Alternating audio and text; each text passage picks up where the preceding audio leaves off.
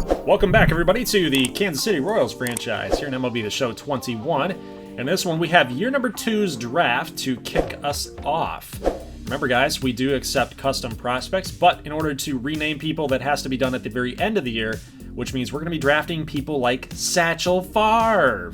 Because why not? It's Brett Favre's brother. He looks kind of like him a little bit, right? Just kidding. They're definitely not brothers. But that's how this is going to work, guys. So we're going to go ahead and draft all of the CPU-generated people. I'm going to try to do my best as if these guys weren't customs, because they're not. But I'm looking at some players that I think are really going to fit with this Kansas City Royals team, what our goal is for the future, and things like that. Just in case, when we do the wheel spin, so the random wheel spin for your guys' custom prospects, in case I don't land any of you guys, then, I mean, I have to at least do what I got to do for the betterment, for the best interest of our ball club, right? So I can't just take bad players and then hope that I get you guys as customs. Just can't do it. But if you would still like to submit your custom prospects, you guys can go ahead and do that in the open submission form. Plus, become a patron. I'm still accepting patrons for year 2's draft class. So, guys, up on the screen, you saw some players that we were looking at. I know I was throwing some things at you, kind of getting you guys familiar with how the draft and the whole process with customs work. But I was looking at some guys. I was looking at some pitchers, namely. Had the guy Tom Leach, had another guy Corey Snavely, the guy that we ended up drafting. Had a look at some catchers there, some second basemen, just not really any guys that I particularly liked. We come back to Herbert Cloven, a catcher, a switch-hitting catcher. I think that's the guy that I want to go with. It's between him or this guy, Dwayne Doiney, or Doing, or is it Doyne? I mean, either way, it's got an O and a Y and an N. It's Doyne. Dwayne Doing. I mean, if he hits a home run, right? I mean, instead of a dinger, it'd be a Doing. I thought about taking him just for the memes. I really did, but we ended up going with Herbert Cloven, a catcher, a switch-hitting catcher, and that's the route that we're going to go. So in case, Valoria doesn't pan out, in case MJ Melendez doesn't pan out, we actually maybe have a little bit of a backup plan there from round number 2. So in round 3, I took another look at some guys here, but I'm looking at Mike Barone or Todd Ruffing. And really, I'm really going back to Barone. A right-hander, his potential's an 80. He's got a good pitch repertoire there with a 4-seam, 2-seam. I liked Mike Barone. He might be worse of a player than Ruffin, but he seems like he's pretty solid, right? He's got some good potential there, so I'm hoping that he turns into something. So that's really what we're looking at. Next pick here in I believe the 3rd or the 4th round, we're looking at, I think it's the 3rd round. The other one was a compensation pick, but I think in the 3rd round, we're looking at a first baseman. And I just liked this guy. Now, the other first baseman looked like he had some more contact numbers, but that Angelo Blanco, he looks like he's just got that baseball persona, right? He's a good power hitter. He can work on some of his contact numbers, but I think he's going to be a pretty solid guy. And we're also going to look at third base, so another player on the corner. We ended up doing this in last year's draft. In year 1, we drafted a first baseman, then we drafted a third baseman in the next round. So I'm doing the same strategy here just to kind of really bolster that idea that we need to find franchise changers on the corner infield spots. But there's a quick look at Corey Snavely. He's a 67, got really solid potential. I'm hoping that rises a little bit, but he's still a decent player. Herbert Cloven, a 62 overall. Look at the power numbers. Contact numbers are good. I think he's going to be a good player down in the AAA, maybe even AA level. I should have flopped that over there, but I think he's going to be a good player, maybe at the AAA level, I should have said. However, I think they're solid guys. I think this is a lot better of a draft than we had in year number 1. I can say that with some pretty confident, pretty much some good certainty there that our draft this time was a lot better than year number 1. But this guy, Michael Oka, was a relief pitcher that was CPU generated, CPU drafted. Mitchell Keene was a find, though. Mitchell Keene was a find. A 72 overall player with a B potential. I think he's going to be a pretty solid one. That was actually a CPU drafted guy. So after like round 4, I ended up doing CPU generated from then on. So, you know, just to kind of make it a little more random, take me out of it. And hopefully maybe they drafted some bad players that we could replace with your custom prospects. But guys, up on your screen is just a really quick snapshot. This is for you guys. This is for me as well, just to let you see who the CPU ended up taking, because what we're going to do in the off season is how we did it just this in year number 1 is we actually do the wheel spin. So we take your $20 patron prospects, we take your $10 patron prospects, your 5s and your 3s, and we go from top down to figure out where guys are going to go. So who's going to be renamed. Basically, I think a lot of those guys towards the back end, so like these 2 last players on the Dodgers, the 2 last players on San Diego, so on and so forth. So I'm going to try to do my best like I did on stream to try to match, you know, player for player. Don't rip a team off. Don't take away their late round gem that they drafted, things like that. So try to make it fair on who we try to rename and re-edit and edit their ratings and so on and so forth. So try to do my best there. But that's all live streamed. That was live streamed over in the playlist in case you guys missed it. But what we're looking at again is just the CPU drafted players. That way you guys can kind of get an idea of, you know, what the CPU did and what the strategy was. And maybe there's some names there that we might see later on down the line in the future, right? You never know. You never know. We might see some of those guys come up pretty quickly. So I would aim that we're probably going to get maybe at least 5 or 6 seasons of this franchise under wraps. I want to keep doing it. I think you guys are liking it, so we'll keep going as long as the support is there. All right, let's get into the gameplay action. We have the Toronto Blue Jays that we're taking on the road at Rogers Center. We're also taking on the Boston Red Sox in today's episode, as well as a flex game that I had you guys vote on. I'm not going to reveal that, unless you, of course, skip all the way to the very end of the video to see who exactly we picked. But here's a base knock by Whit Merrifield with 2 down. That's a good way to start off the top of the first, right? I mean, hey, we started it off with 2 straight outs, but hey, we're going to get 2 straight singles. We thought really long and hard about sending Whit to third, but that was just not going to happen. A good strong throw coming in from left field, but we do have Jorge Soler checking in a 1-2 count. Going to lift this to the right fielder. That's going to be an easy play out there in the outfield. All right, Jacob Junis, let's get it done, sir. 6-4 record, and it's starting off not too good here. Bo Bichette with a ground rule double, a leadoff double. Next batter up, we've got a ground ball to third. That's going to get the job done for the first out for Junis' outing here. Next batter, that's Vladdy Guerrero Jr., the number 3 hitter, is going to just sneak it past Benintendi. It just fell right in front of him. Could have dove, but we saw how the last episode went with the diving. Decided not to do that.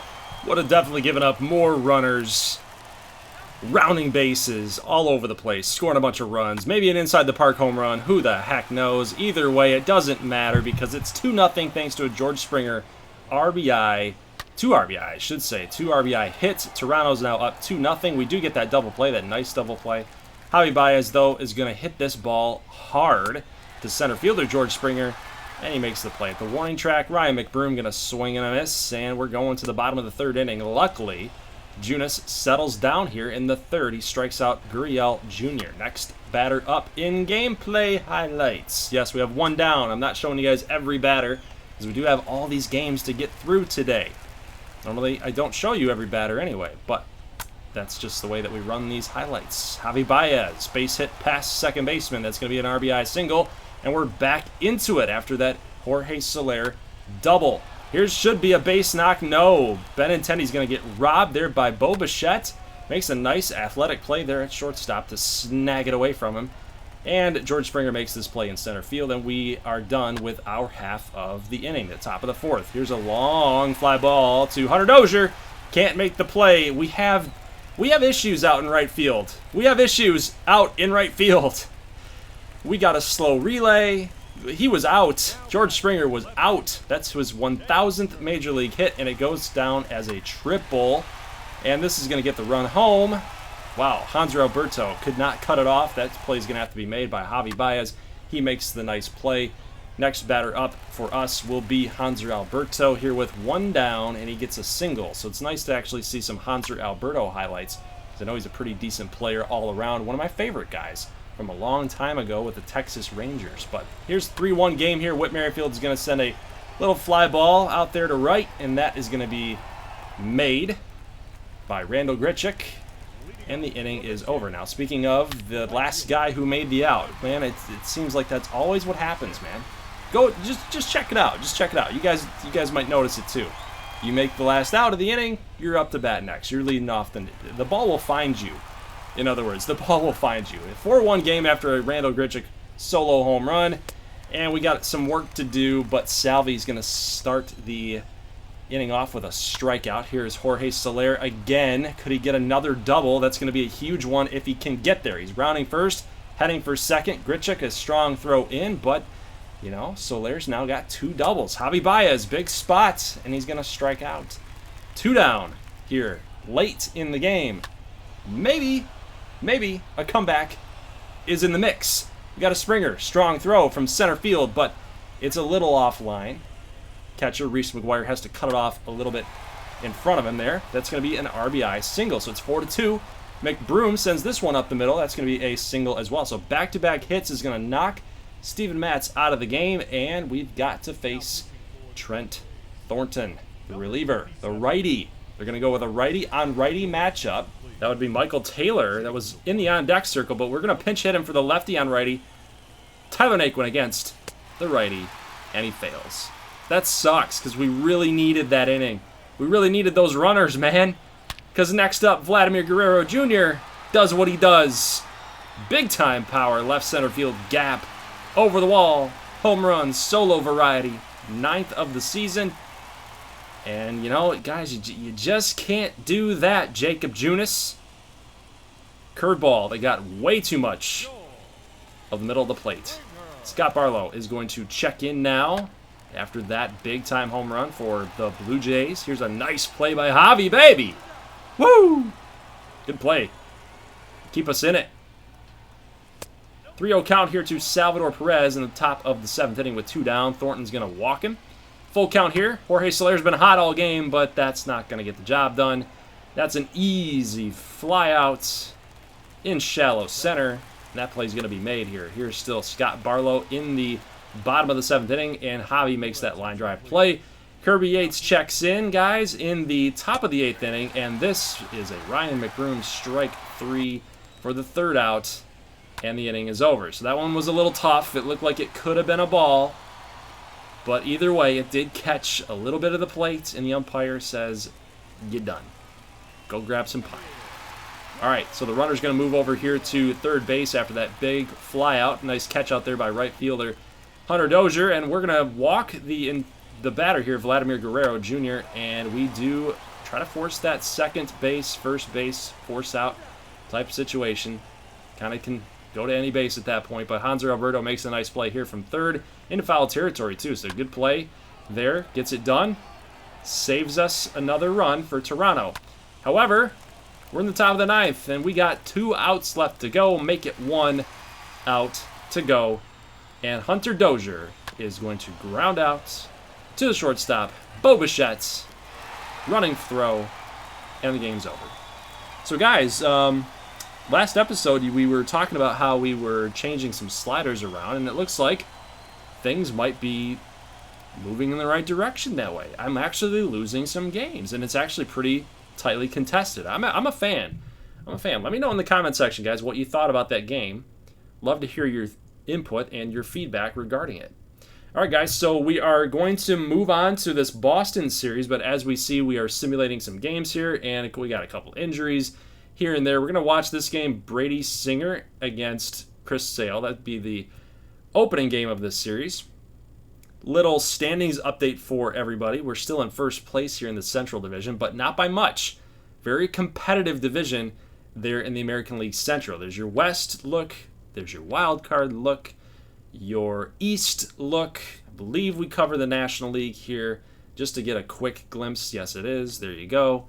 And it doesn't seem like anything in the National League is as close as the American League Central. I feel like there's a lot of teams in the Central that are just, man, it's so close. So we've got to make a move. I'm starting to notice a little trend here that we're starting to lose some games in simulation. Our offense is getting a little bit colder. Our pitching staff, our guys are getting lit up a little bit. Cueto, Paxton, guys that were really solid in the first 2 months of the year, starting to get lit up a little bit. So I'm looking at adding a starting pitcher. Now, Brad Keller has been a weird player for me. He's a 76 right now. He's got a B potential, and I'm looking at acquiring another left-hander to get into that starting rotation. A guy that's a little bit more, I'd say, solid than Daniel Lynch, right? Daniel Lynch has still got some ways to go. So we're going to go after Jordan Montgomery, a lefty for the New York Yankees. Not necessarily having a good season through CPU simulation, but he's a lefty, a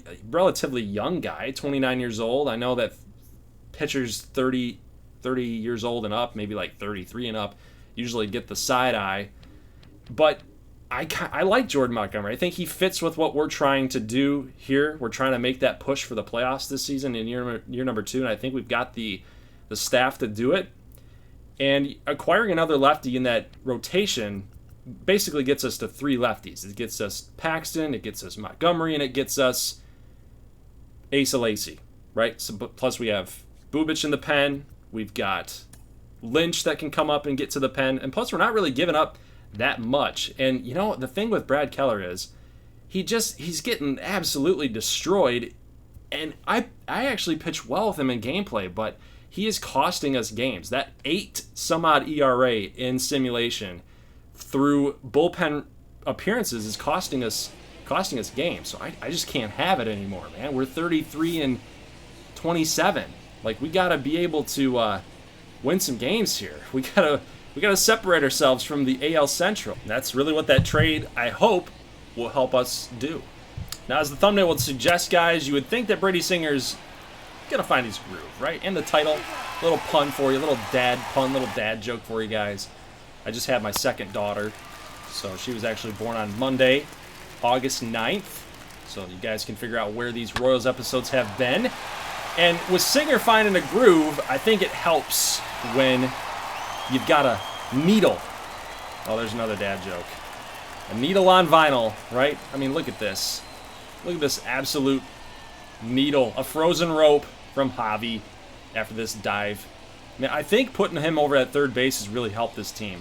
I really do. If we had Hunter Dozier still over there, I don't think we'd save as many runs, or at least many runners in scoring position. That's pretty much a double there down the line. Anything down lines, they're pretty much doubles with fast runners here in MLB The Show gameplay. So I think he's doing some really good things for us. He's actually swinging a hot bat here, at least in the first half of the season. So, you know, dad jokes aside here, I think this team is not doing too bad. Not doing too bad, all things considered. All right, Salvador Perez. Night and day difference.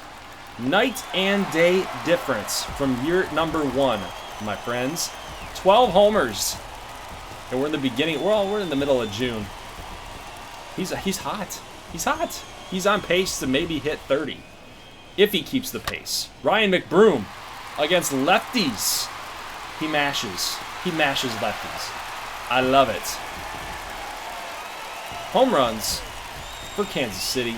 Chris Sale is beside himself. He's beside himself. He didn't know what to expect.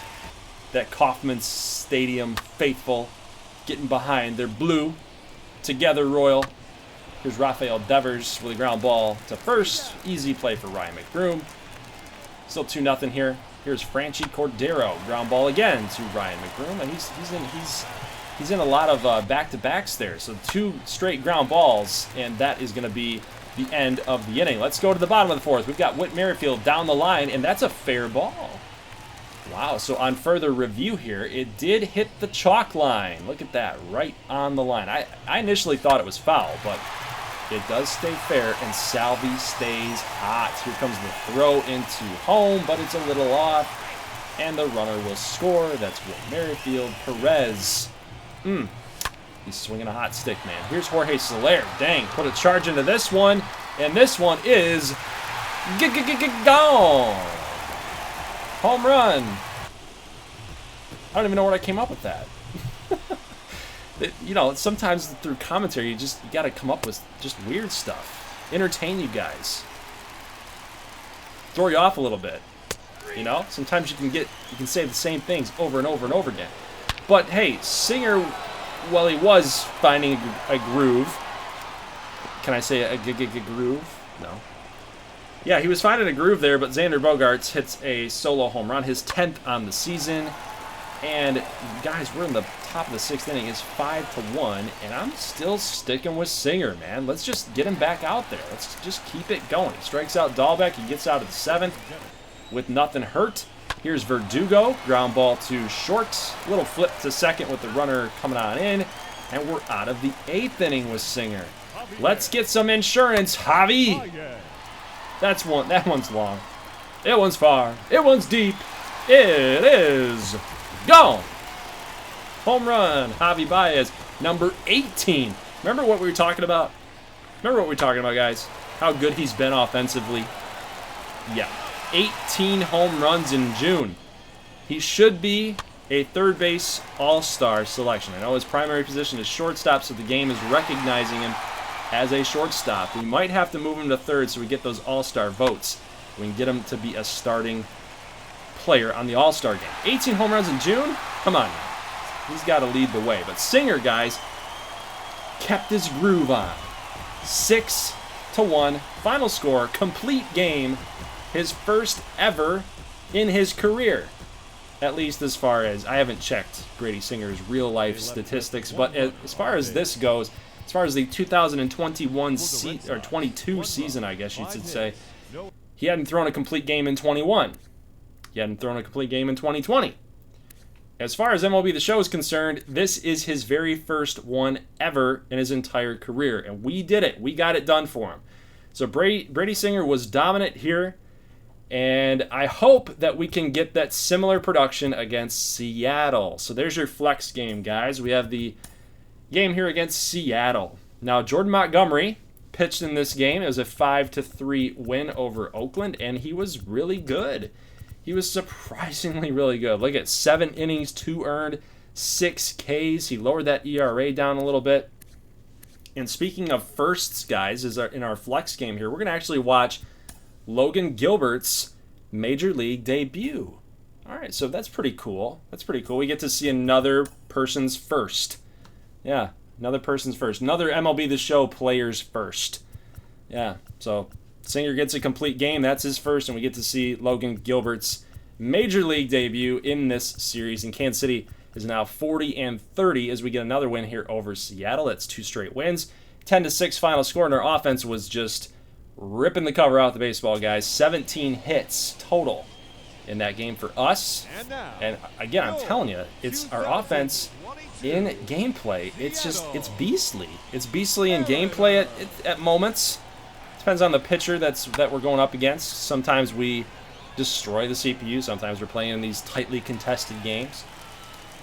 I think I'm falling in love here with these sliders. What do you guys think? Let me know in the comment section below. All right, let's get Logan Gilbert's Major League debut started off with some Kansas City runs. How about that? How about we just knock him out of the game? Give him a rude awakening. Say, welcome to the MLB, baby.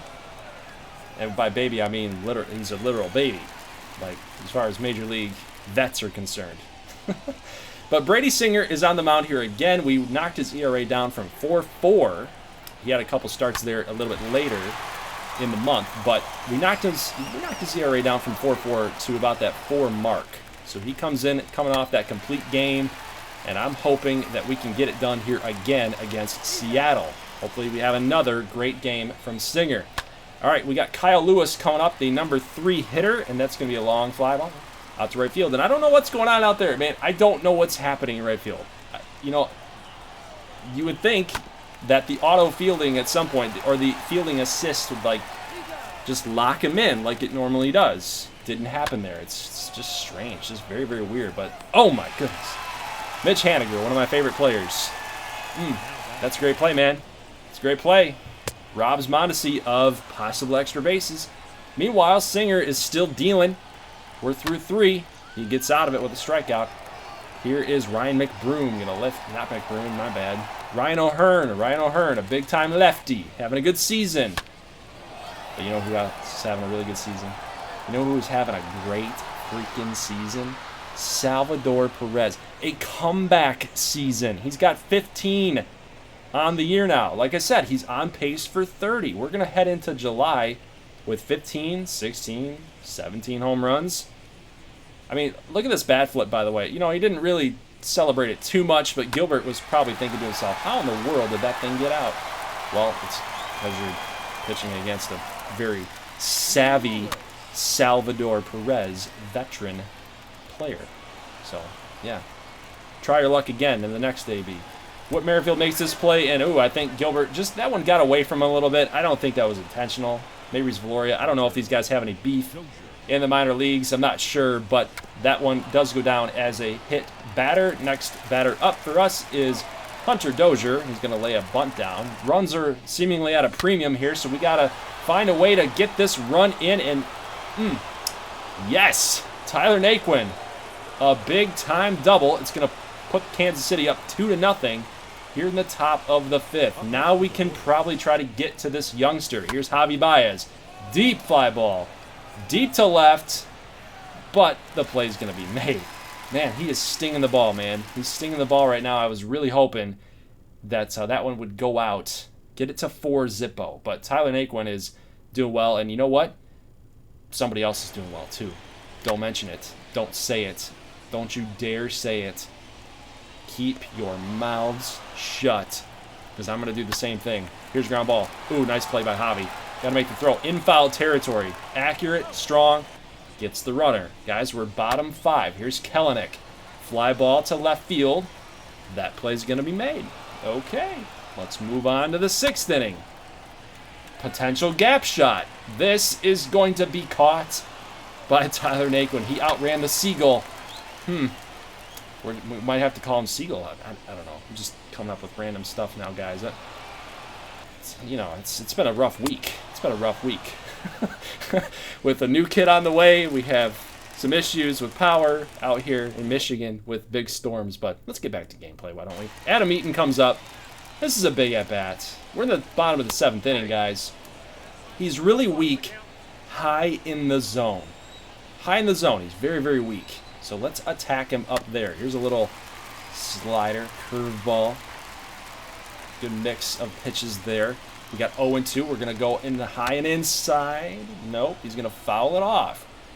I want to go back in there again. I want to challenge him in there again. I think he's going to swing and miss, but we come in late on the yellow target, and he's going to hit a solo home. Why? Why? God. For the life of me, man, I can't get a no-hitter thrown. I can't do it in MLB The Show. If you guys are watching GGBL, I'm waiting for a CPU pitcher to throw a no-no. I'm waiting for that one. We just caught too much of the plate, man. That late release just cost Singer. Plus, it's late in the game. That control is becoming an issue, guys. So, and it's frustrating here, too, because we have 2 quick outs after that solo home run. And, not only does that ruin the no-no, it gets us into a kind of a tough jam here, a 1-run lead. And I want that complete game for Brady Singer again. I really do. I want back-to-back gameplay, complete games. We get a little mound visit, and we get a ground ball. Nice way around the horn. Javi starts it, gets it to second, back to first. We get the double play, guys. And now take a look at Kyle Lewis, making a defensive web gem out there in the top of the 9th inning. We're just looking for some insurance, but he makes an incredible play in center field. And now it's up to Benintendi. He's going to swing and miss and strike out at a high fastball. And I'm getting the feeling that we just might let this one slip away from us, guys. Because I'm going with Brady Singer. He's our horse, man. I'm going with him. And you know what? He might just give up the walk-off. But no. He's going to strike out more for the first out of the inning. We're in the bottom 9. We've got a 0-0 count. That's a fly ball to center field. That's Naquin out there. He's going to camp underneath it, make the catch. We got 2 down, guys. That Seagull's been around all game. Here's Adam Eaton. He's been a thorn in my side all game. All game. Well, I guess till the 7th, right? 7th inning. He's going to actually steal. Oh, my goodness. Whoa! Salvi! Let's go! Salvi throws Adam Eaton out. He gets payback. He says, you stole my pitcher's no-hitter, man. Get off my base paths. Salvador Perez with an absolute gun. And this game is over. Seattle loses on a caught stealing attempt. Wow. That sucks. That sucks if you're Seattle. But, man, you know what sucks for us? After that big-time win over the Mariners, we've lost 3 games straight now. And that AL Central race is just getting tighter by the day. The Twins are a game and a half back from us. We're going to simulate this game against the White Sox, a game that we absolutely needed to have, and we lost that one too. So a 4-game losing streak to end the month of June when we were on a 5-game winning streak. We actually had we've won 6 games of our last 7 in that little stretch until that 4-game losing streak. So that sucks. But you know what? We got a lot of ground to make up here in July. We can make up a lot of ground. You guys see that? You guys see that, those games behind, how tight this division is? Well, in July, during trade season, during All-Star season, we have a ton of AL Central opponents. We got the Indians, we got the Twins for a couple series. Like, you can get on a couple winning streaks here. We can really separate ourselves from the pack, guys. And just up on your screen, just really quick, I'm running through this really fast, but you guys can see, I don't need to repeat the stats for you. You can kind of get the idea of how guys are playing. But, what do you think we should do? What do you guys think we should do here in the month of July? Should we possibly make another trade to kind of help us out to, again, get ourselves ahead of all this chaos that's happening in the AL Central?